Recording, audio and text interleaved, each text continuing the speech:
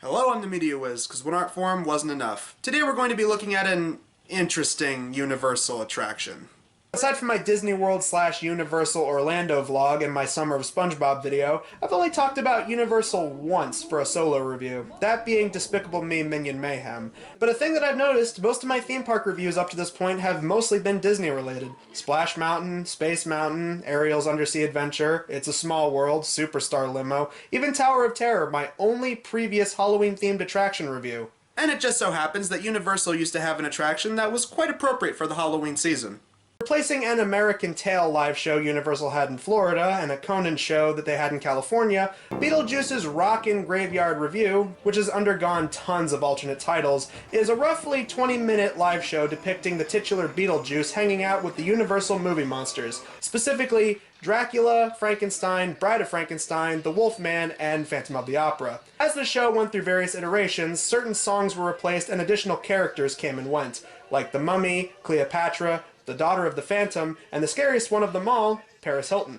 The show lasted nearly a decade, starting in 1991 and closing in 1999, until it was eventually revised a couple of times in 2006 to 2016 in both Florida and Japan. How does this live show hold up? Well, let's find out, Kmart shoppers. This is Beetlejuice's Rockin' Graveyard Revue.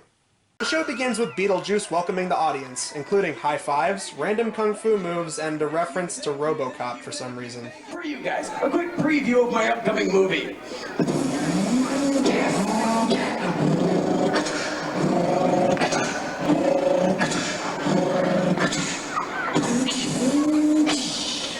Robo-corpse. And then there's a fart joke. Whoa, backdraft. Oh, just you wait. There are plenty of fart jokes and references laced all throughout the live show. They're scarier than a blind date with Beavis and Butthead. Ooh. Time for creature features.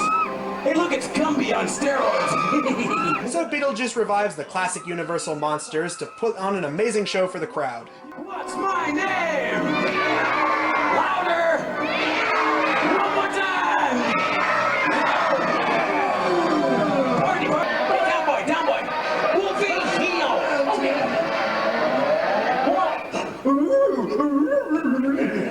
Wolfie, shake! Oh!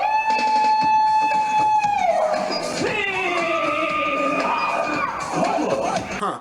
A live performance was someone wearing a black and white striped jacket and someone else twerking beside them. What does this remind me of?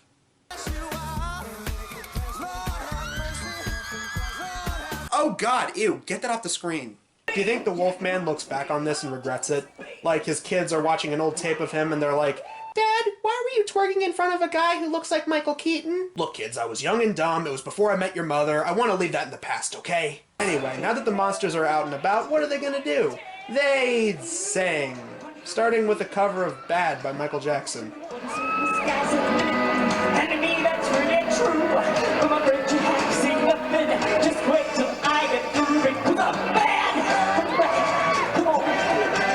I question why they use Bad, but I'm honestly glad they didn't try to cover Thriller. That song and music video are virtually untouchable because of how perfect they are around Halloween. Although apparently in some other iterations of the show, the Wolfman actually sings to the song, Thank You for Letting Me Be Myself. Why? Anyway, after that, we then jump into a love triangle song between the Bride of Frankenstein, Frankenstein's monster, and Dracula, which is all one big mashup of You Make Me Feel Like a Natural Woman, Hot-Blooded, and The Midnight Hour. Make me feel like a natural woman. Hot-blooded 'cause your love is so sweet. My blood is boiling, I can't stand the heat. A little nibble is all I desire. I'm hot-blooded. I'm gonna wait till the midnight hour.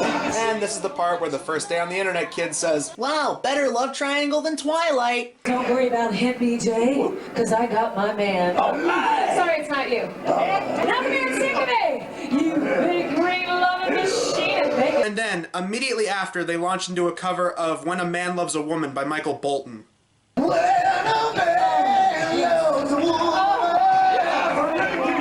can't keep his mind on nothing else. After that, they finally give the Phantom something to do. And what is it? It's a cover of Balls of Fire. I can't believe I'm saying this, but this is probably the best song in the show, in my opinion. The guy playing the Phantom may be hamming it up like everybody else in the show, but I kind of like his costume design. It's like they mixed the Phantom with a tacky Las Vegas pianist. Oh, give me a kiss right here, my man. Oh, I think she's in love. I can tell. Where the boogie woogie at?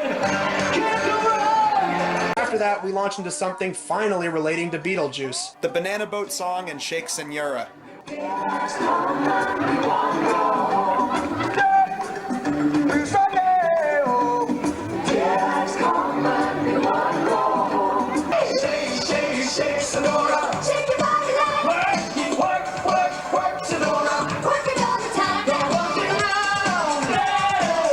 Finally, getting something from the movie that I actually want to see. Catchy songs from Beetlejuice. Albeit they're less catchy renditions that were clearly remixed to be hip with the times, but I'll take what I can get. And to round off the show, we end with the Monsters doing a conga line through the crowd, audience members even joining in, set to a remix of the Monster Mash.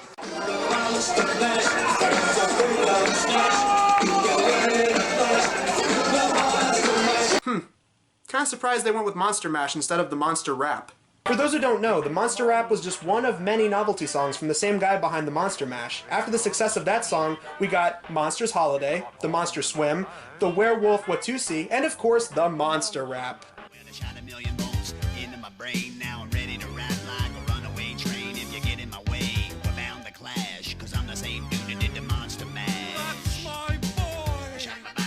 You could say it's stupid and outdated, but would it really be out of place in this live show?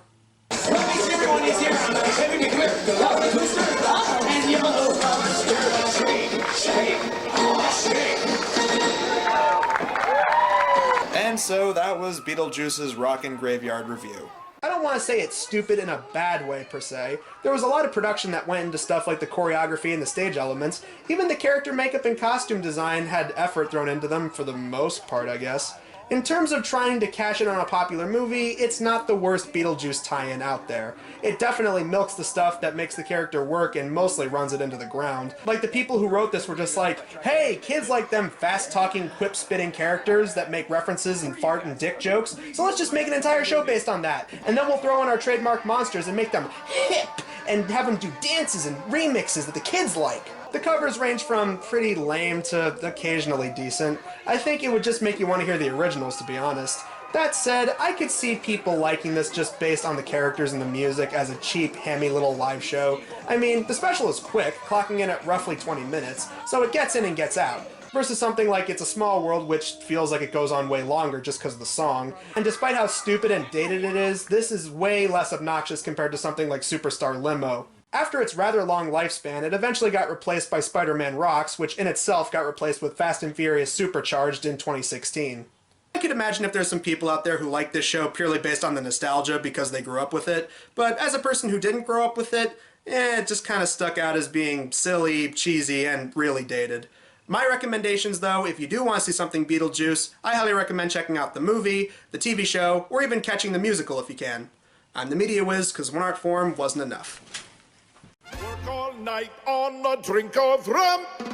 Daylight come and me one go home. Stack banana till the morning come. Daylight come and me one go home. Day, me say day oh. Daylight come and me one go home. Come, Mr. Tallyman, tally me banana.